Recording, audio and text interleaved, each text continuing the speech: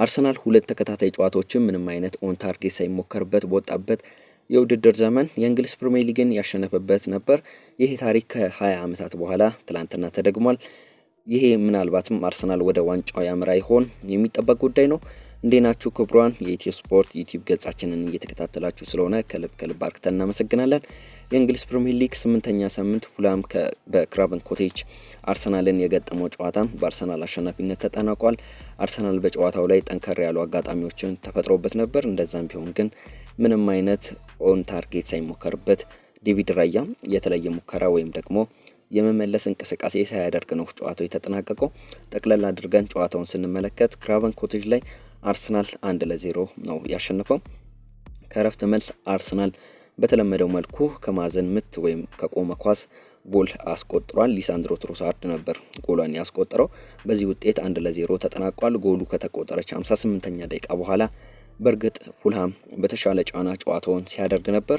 አሰልጣኝ አርነ ስሎትም ከሊቨርፑልና ከማንቸስተር ዩናይትድ ጨዋታ በፊት የአርሰናል ጎል 60 በመቶ ከሴት ፒስ የተገኙ ናቸው የሚል ሀሳብ አንስተው እንደነበር ይታወቃል። እናም አሁን ይሄ ቁጥር እንደሚያድግ ይጠበቃል። በትክክል አርሰናል አሁንም ሴት ፒሶችን፣ የቆሙ ኳሶችን፣ አጋጣሚዎችን በሚገባ ወደ ጎልነት እየቀየረ እንደሆነ ማሳያ ነው።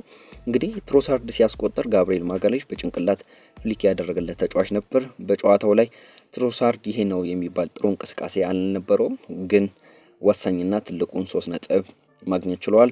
ሚኬል አርቴታ ከጨዋታው በፊት ክራቨን ኮቴጅ ላይ ቡድኑ ማሸነፍ አልቻለም፣ ባለፉት 2 ዓመታት ምን ትጠብቃል የሚል ጥያቄ በቀረበለት አጋጣሚ እንደ እርግማን የሚመስሉ ነገሮችን ዘንድሮ እያስተካከልናቸው ነው የሚል ሀሳብ ሰጥቷል። ለምሳሌ በሴንት ጄምስ ፓርክ ኒውካስትልን ሄደን አሸንፈናል።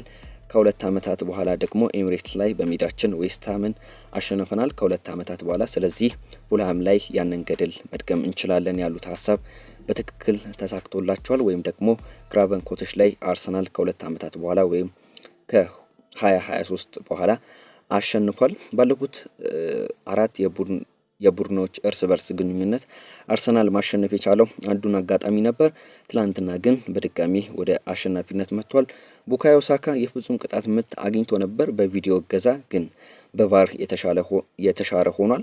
63 በመቶ አርሰናል የኳስ ቁጥጥር ነበረው። 9 ጊዜ የማዕዘን ምቶችን አግኝቷል። 16 ሙከራዎችንም ማድረግ ችሏል።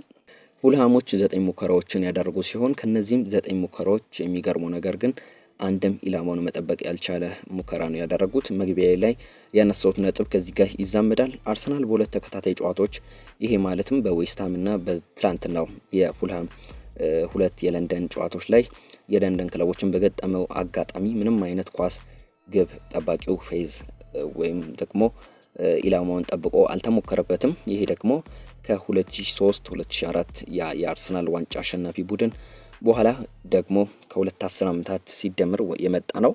በእርግጥ ቀጥታ ከቆጠር ነው 22 ዓመቱን እየተቃረበ ነው። ግን ያ ቡድን ያሳካው ገድል ያሳካው ጀብድ ይሄኛው የአርሰናል ቡድን አሳክቶታል።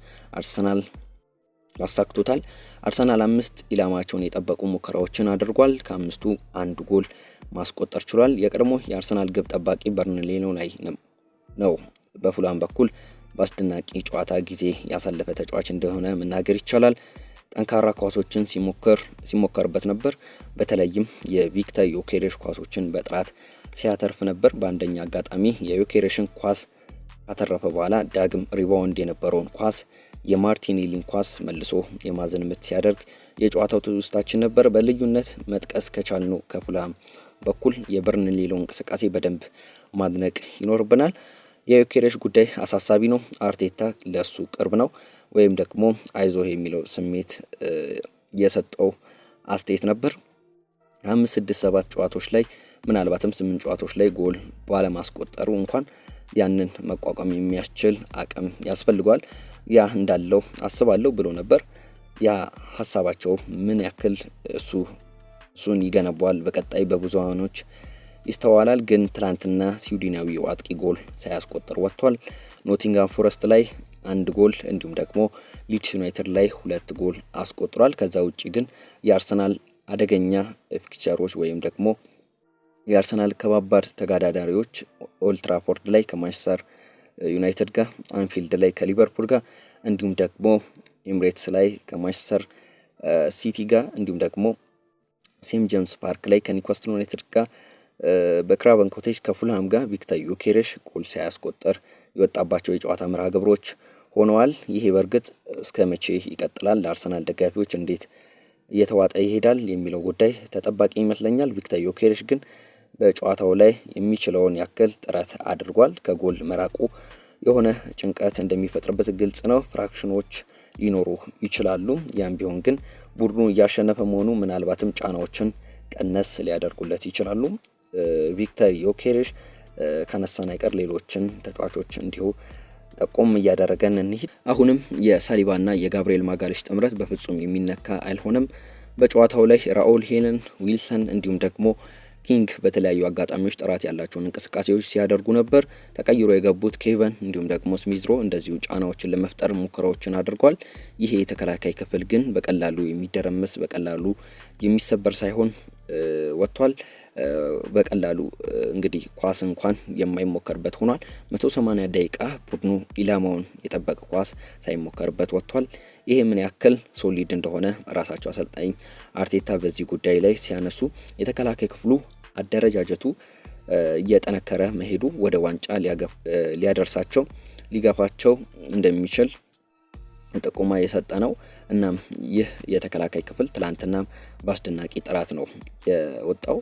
እንግዲህ ቤን ዋይት እና ሉዊስ ስኬሊ አሁንም ቢሆን በዚህ ቡድን ቋሚነት ላይ ፈተና እንዳለባቸው መናገር ይቻላል። ምክንያቱም የዩሊያን ቲምበር እንዲሁም ደግሞ የሪካርዶ ካላፊዮሪ በጨዋታው ላይ ከፍታ ቀጥለዋል። ቡካዮ ሳካ አሁንም የአርሰናል ፈላጅ ቆራጭ እንደሆነ፣ የአርሰናል የልብ ምት እንደሆነ፣ የአርሰናል አይንም ጆሮም ሁሉም ነገር እንደሆነ የሚያረጋግጥበት የጨዋታ ጊዜ አሳልፏል። ቪክተር ዮኬሬሽን ለማግኘት የጣረባቸው አጋጣሚዎች ምንም እንኳን ወደ ጎልነት ባይቀየሩም እርሱም ግን እድሎች እየፈጠረ ቻንስ ክሬቶችን እያደረገ ነበር። በግሉ ጎሎችንም ለማስቆጠር ጥረት እያደረገ ነበር። እሱ ለመያዝ የገባው ሴሰኞን በደንብ በብዙ ርቀት በልጦት የጨዋታው ሂደቱን ሲያሳልፍ አስተውለናል። እንግዲህ ከጉዳት መልስ ቡካዮ ሳካ ሁነኛ ቡካዮ ሳካን ለማግኘት እየታገለ ባለበት ሁኔታ እንኳን የአርሰናል ዋነኛ ሰው መሆኑን ቀጥሏል። ቡካዮ ሳካ፣ ዴክላን ራይስ እና ዙቤሜንዲ በጨዋታው ላይ ልዩነት ፈጣሪ ከነበሩ ተጫዋቾች መካከል ይጠቀሳሉ። በተለይም ዴክላን ራይስ ትላንትናም እንደተለመደው በጨዋታው ላይ ያረገጠው የሜዳ ሳር የለም ብሎ መናገርም ይቻላል። አርሰናል 5 ተከታታይ ጨዋታዎችን ማሸነፍ ችሏል። የውስጥ ውድድሮችን የአውሮፓ ቻምፒየንስ ሊግ ጨምሮ በተከታታይ ባለፉት 5 ጨዋታዎች ድል ቀንተውታል። በእንግሊዝ ፕሪሚየር ሊግ ደግሞ 3 ተከታታይ ጨዋታዎችን ማሸነፍ ችሏል። በተለይም ማንቸስተር ሲቲ አድፍጦ እየመጣ መሆኑን ቀን ላይ ኤቨርተን አሸንፎ ከመሪው አርሰናል ጋር በኩል ነጥብ 16 መገኘቱ ለአርሰናል ፈተናውን ያበዛ ይመስል ነበር። ዛሬ ሊቨርፑል እስከሚጫወት እንኳን ማንቸስተር ሲቲ የአርሰናል ሁነኛ ተገዳዳሪ መስሎ ነበር። በመጨረሻም ግን አርሰናል የነጥብ ልዩነቱን ወደ 3 ከማንቸስተር ሲቲ ጋር ከሊቨርፑል ጋር ደግሞ ወደ 4 አሳድጎ ከላይ ተቀምጧል ማለት ነው። ሊቨርፑል ዛሬ እስከሚጫወት ድረስ እንግዲህ በ4 ነጥብ ልዩነት ሊቨርፑልን በልጦ አንደኛ ላይ ተቀምጧል። ማንቸስተር ሲቲን በ3 ነጥብ በልጦ ደግሞ መሪነቱን ተቆጣጥሯል ማለት ነው። አድማጮቻችን ከትላንትና የጨዋታ ሁኔታ ጋር በተያያዘ መልከቶቻችሁን እንግዲህ ሀሳቦቻችሁን ልታጋሩ እንችላላችሁ። እንግዲህ ትላንትና መድፈኞቹ አርሰናሎች በክራቨን ኮቴጅ ተገኝተው ፉልሃምን 1-0 በሆነ ውጤት ማሸነፍ ችሏል። በ19 ነጥብ እንግዲህ መሪነቱን ተቆጣጥሯል። በግብ ክፍያ ደግሞ 12 ደርሷል ማለት ነው። አድማጮቻችን ስለ ትናንትናው ጨዋታ አንዳንድ ምልከታዎችን አንስተናል። ስለነበረን የአብሮነት ቆይታ ከልብ አርክተን እናመሰግናለን። ቻናላችንን ሰብስክራይብ፣ ቪዲዮችንን ላይክ፣ ሼር እንድታደርጉ በአክብሮት እጠይቃለሁ። ተደራሽነታችን እንዲሰፋ እንግዲህ ላይክ እንድታደርጉ በአክብሮት እየጠየቅኩኝ ስለነበረን የአብሮነት ቆይታ ከልብ አርክቼ አመሰግናለሁ። መልካም ቀን እንላችሁ።